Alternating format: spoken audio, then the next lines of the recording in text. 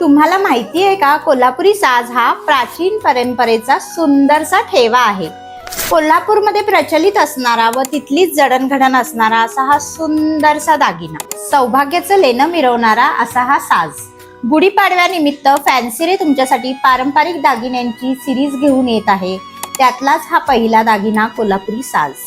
Kolhapuri साजाचा base copper असून त्याला 1 ग्रॅमचे gold plating केलेले असते. फॅन्सी रे या ब्रँडने हा साज कस्टमाइज रूपातही आणलेला आहे.